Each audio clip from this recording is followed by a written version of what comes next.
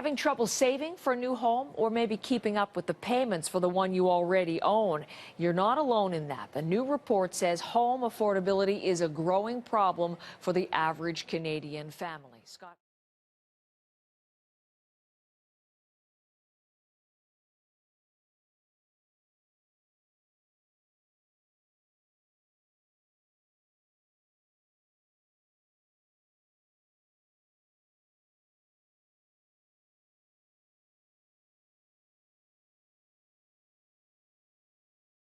Scott Peterson taking a look at this. Again, this is a second straight quarter. We've talked about this whole issue of affordability, and it's again raised by RBC. You know, and it's all the more important because we are all so stretched as far as, having debt levels. So rising prices, also rising mortgage rates. And for the first time, that's significant since 2011, is pinching Canadians' pocketbooks and their ability to make our mortgage payments every month. So houses, as a result, becoming less affordable. Between Kevin O'Leary, a business commentator, and the chair of O'Leary Funds. He is in Kelowna, BC this morning. I'm not sure what the housing situation is there, Kevin, but I'm interested. We often talk housing, and we have that whole thing of looming bubble in the background here. So as you listen to what RBC is talking about, homes affordable for now, but what do you think the prospect is for the future?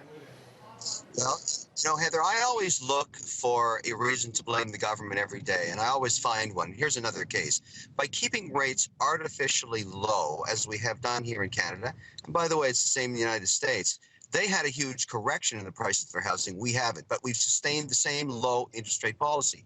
As a result, you are creating, as we've just detailed with those great numbers, a bubble in housing, a hard asset. So, intuitively, that makes sense to most people. I would not buy a home today. Here in Kelowna, BC, housing's gone insane. The 100-foot lot on the Okanagan Lake cost you about $2 million with a crappy 1950s house on it. You have to spend another $2 million rebuilding. That's, of course, insane.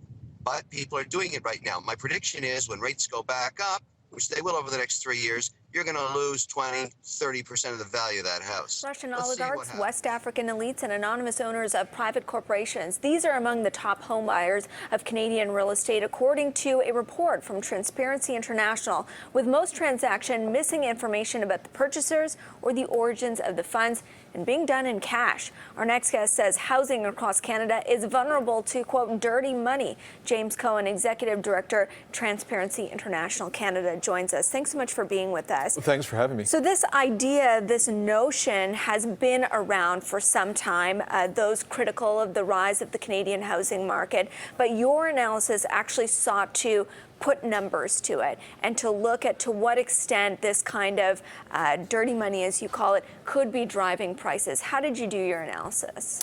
Yeah, well, we managed to get access to data from TerraNet, which holds all property or mortgage registries within Ontario. And we analyzed 1.4 million transactions from 2008 to 2018. And we reviewed those as to which are corporate purchases, which are individual purchases, and which had mortgages by regulated lenders and unregulated. What we couldn't find out within this information, like our last report in 2016 about Vancouver, is are there nominees or trustees buying houses for somebody? So that's one piece of information that is missing. But what did it show you in that analysis? Well, basically what we found out is that Toronto matches a number of other major markets around the world like New York, Vancouver, London, or Miami, in that top-end real estate is being purchased either by companies, which isn't illegal in and of itself, and some of them aren't even anonymous, but a lot of them are skirting regulations by going through unregulated lenders or purchasing in cash, and it steadily rises as the value in property goes up. Our laws on who is the true owner of a company are very lax in Canada. Transparency International has criticized Canada, and so has the FATF, an international oversight body. And basically, we don't have a corporate registry in place for private companies to show who is the true owner of a company. And even at that, at a provincial level, provinces don't require the beneficial ownership information to be on land titles. So British Columbia is putting legislation in place for that. There were a number of initiatives to implement foreign buyers tax if you don't know if the buyer is foreign, because as you said, sometimes you can get away with not disclosing that, how effective has that been, or is it difficult to measure? It's difficult to measure because of that very reason. Somebody can just be a nominee for an overseas buyer, or they can put in trustee or open up a... Are there marketplaces for that? Yeah, there are. Canada is being advertised. So when the Panama Papers were broken out and more investigation was done into them, Canadian journalists found that the intermediaries at the heart of the Panama Papers were selling Canada to their clients through snow washing. Basically, take your dirty money from overseas and put it in Canada, and it will be cleaned like the pure white snow. And there's other companies around the world that are advertising Canadian limited partnerships. Prices had fallen ever since the government implemented new mortgage stress test rules, but they're still astonishingly high compared to a few decades ago. According to one study, the average home price in 1976 adjusted to today's dollars would only be $210,000. That's why many millennials say buying a home these days is just not an option. A typical young adult in 1976, when my mom was a young person, she or he could work for 5 years full-time and save a 20% down payment on an average priced home. She could do that for the Canadian average. She could do that in BC. She could do that in Ontario. But if you flash forward to today, it now takes 13 years of full-time work to save that 20% down payment on an average price home for all of Canada on average. In Ontario, it's 16 years. In beautiful British Columbia, where I am today, it's 19 years.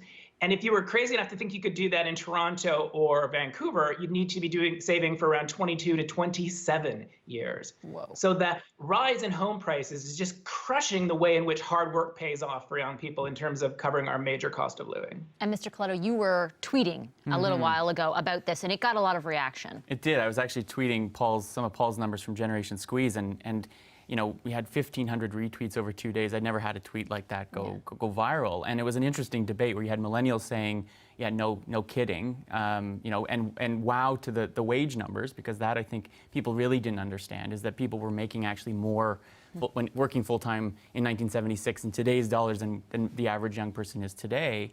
But you also had the naysayers, often, and I don't like to pit generation against each other, but it's usually older Canadians who say, oh, spare me, you know, tell me what it was like with 20% interest rates, like my parents faced in the early 80s. And so, you know, you still have this, I think, sense, and I see it in a lot of the work we do, and I talk to a lot of older Canadians, they just don't understand, or they're not willing to empathize and see it really truly comes down to China, actually, and the China credit bubble that we think is finally in the process of bursting.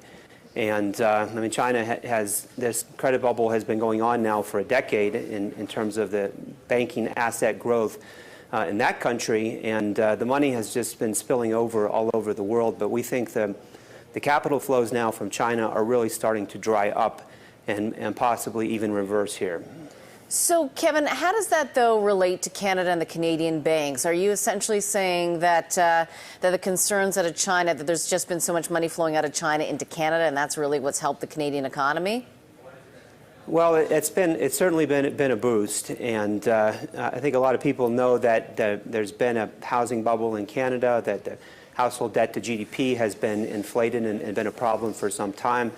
Property prices have been rising for some time, but on the margin, it's really been, we think, the money flowing in from China that's really pushed prices up and forced Canadians themselves to have to stretch to afford housing, and it's just one of those countries that has a really high debt to GDP ratio in its household sector.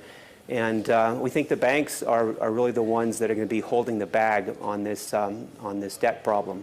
The PBOC, it's actually China, and so you know, China's been responsible for more than 50% of global GDP growth in the last 10 years, and so certainly it's a globally contagious credit bubble. 50% of global GDP growth in the last 10 years. And so certainly it's a globally contagious credit bubble, we believe, and so the trade negotiations with the U.S., whether it's on and off again trade war or trade negotiations, we think anything that might be settled there really pales in comparison to the scale of the 90 trillion combined off-balance sheet and on-balance sheet banking assets that China has created. I mean, a few $100 million on the margin of whether we improve the trade deficit or not is really nothing in comparison to what might be considered an outright Ponzi scheme in a banking system. On the margin of whether we improve the trade deficit or not is really nothing in comparison to what might be considered an outright Ponzi scheme in a banking system. In China is what you're saying, $90 trillion Ponzi scheme in China. In China, we think that Canada is really just its own housing bubble, its own banks. We think will be caught up in a global debt bubble meltdown when this everything bubble does have its inevitable business cycle correction. Canada in particular has a housing bubble because of all the Chinese money that's been pouring in there. Is it about the Canadian businesses, the Canadian business banks, that would unravel to such a degree that you're indicating? And my question is also, unravel to what degree? Are you talking about 5%, 10%, or more what we saw in the United States? Well, in the U.S., the banks were trading at about 1.7 times book value before the global financial crisis, and at the depth of the crisis, they were trading at about 0.7 times book value. But at the same time, book value had been written down by as much as 50% at some of the large banks, and so we see a similar phenomenon. The issue in Canada is that most of the banks are holding the mortgage debt.